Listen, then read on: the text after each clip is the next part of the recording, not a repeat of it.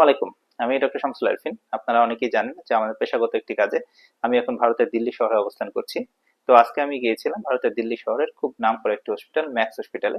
এই হসপিটালের খুব নামকরা একজন নিউরোলজিস্ট, স্যারের নাম হচ্ছে প্রফেসর অনন্ত কুমার। তো উনি এখানে অনেক বছর ধরে সেবা প্রদান করছেন।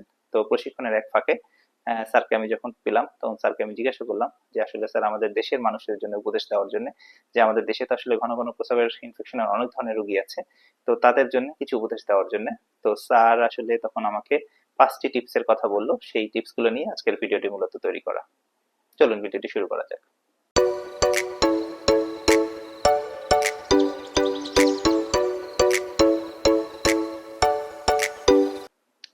স্যার 1 নম্বরে যে টিপসটির কথা বলল সেটি হচ্ছে বেশি বেশি করে পানি খাওয়া।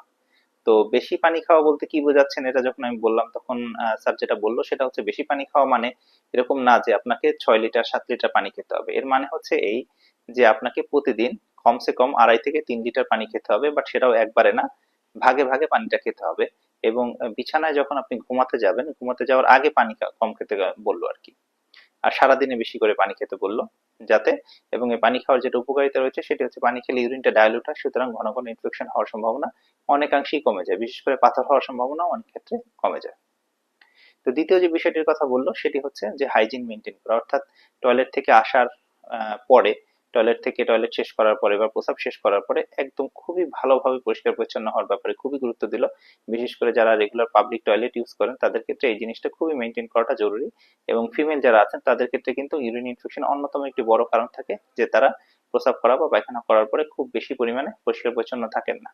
সুতরাং এই বিষয়টার প্রতি আপনারা খুবই গুরুত্ব দিবেন যারা ঘন ঘন ইনফেকশনে ভুগছেন। তৃতীয় যে বিষয়টির কথা স্যার বললো সেটি হচ্ছে যে কনস্টিপেশন, অর্থাৎ কোষ্ঠকাঠিন্য। অর্থাৎ এই কোষ্ঠকাঠিন্যের কারণে ঘন ঘন ইনফেকশনের সম্ভাবনা অনেকাংশেই বেড়ে যায়। সুতরাং যারা ঘন ঘন প্রস্রাবের সমস্যায় ভুগছেন তাদের অন্যতম একটি বড় কাজ হচ্ছে যাতে কোনোভাবেই কোষ্ঠকাঠিন্য না হয়, বা যদি হয় সেক্ষেত্রে সাথে সাথে এটার ব্যবস্থা নেওয়া। যেমন পায়খানা নরম হওয়ার জন্য বিভিন্ন রকমের সিরাপ রয়েছে, সেই সিরাপ গুলো খাওয়ার কথা স্যার বললেন, যে এই সিরাপ গুলো যদি আপনি রেগুলার দফাতে খান, যখন বিশেষ করে পায়খানা কষা হবে, তাহলে আপনি বেশ ভালো উপকার পেতে পারেন। চতুর্থ যে বিষয়টির কথা স্যার বলল সেটি হচ্ছে যে যারা নিউলি ম্যারিড, অর্থাৎ নতুন বিবাহিত দম্পতি, তাদের ক্ষেত্রে তারা যখন শারীরিক সম্পর্কে যাবেন তার আগে একটা প্রোফাইলেকটিক অ্যান্টিবায়োটিক, অর্থাৎ শুরু করার মানে তাদের জন্য ইনফেকশন হয়নি, বাট যেহেতু তারা শারীরিক সম্পর্কে যাবেন সুতরাং তার শুরুতেই একটা অ্যান্টিবায়োটিকের কোর্স খাওয়ার কথা স্যার বললো। সেটি হচ্ছে যে একটানা 14 দিনের একটা কোর্সের কথা বললো।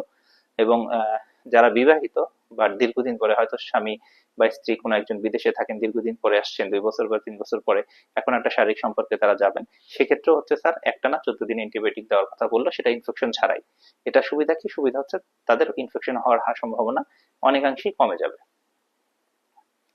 তো পঞ্চম যে বিষয়টির কথা স্যার বললেন সেটি হচ্ছে যারা পোস্ট মেনোপজাল, অর্থাৎ যাদের মাসিক বন্ধ হয়ে গিয়েছে, সেই ধরনের মহিলাদের জন্য এক ধরনের ইস্ট্রোজেন ক্রিম দেওয়ার কথা বললো। আমাদের দেশে আসলে আমরা এটা ইউজ করি না, আমি নিজেও পার্সোনালি কখনো দেইনি, বাট স্যার এটার প্রতি বেশ গুরুত্ব দিল। যে যেসব মহিলাদের মাসিক বন্ধ হয়ে গিয়েছে তাদের ক্ষেত্রে ইস্ট্রোজেন নামে এক ধরনের ক্রিম পাওয়া যায়, আমাদের বাংলাদেশেও এই ধরনের ক্রিম পাওয়া যায়। আমি স্ক্রিনে দিয়ে দিচ্ছি, কয়েকটা স্যাম্পল দিয়ে দিচ্ছি, আপনি এই ধরনের ক্রিমগুলো রেগুলার দফাতে যদি আপনারা ইউজ করেন সেক্ষেত্রেও আপনাদের ইউরিন ইনফেকশন হওয়ার সম্ভাবনা অনেকাংশেই কমে যাবে।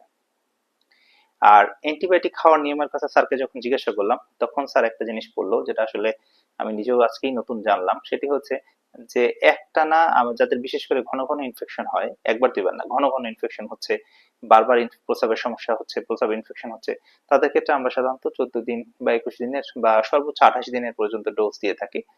তো কিন্তু স্যার বলল যে এদের জন্য তারা সাধারণত লো ডোজে একটানা 6 মাস পর্যন্ত অ্যান্টিবায়োটিক দিয়ে থাকেন, অর্থাৎ টানা 6 মাস অ্যান্টিবায়োটিক দেন, যাতে পরবর্তী সময়ে একদম ভালো হয়ে যায়। তো এটা আসলে স্যারের কথা যুক্তি আছে, যেটি হচ্ছে যে আমরা অনেক সময় অ্যান্টিবায়োটিক দেই, দেখা যায় যে ভালো হয়ে গেছে, পরে পরে অ্যান্টিবায়োটিক বন্ধ করার পর আবার হয়েছে। তো সেক্ষেত্রে স্যার যেটা বললো সেটা হচ্ছে একটানা অনেকদিন ধরে অ্যান্টিবায়োটিক দেওয়ার কথা বললো মূলত। তো এই হচ্ছে স্যারের সাথে আমার ডিসকাশনের টিপস গুলো। যদি আপনাদের উপকার লাগে তাহলে আমি তো খুবই খুশি হব। আর আমি চেষ্টা করব এখানে এসেও রেগুলার ভিডিও দেওয়ার জন্য। আসলে সময়ের ব্যস্ততার কারণে সবসময় দেওয়া হয় না। যাই হোক, ভিডিওটি দেখার জন্য আপনাদেরকে ধন্যবাদ।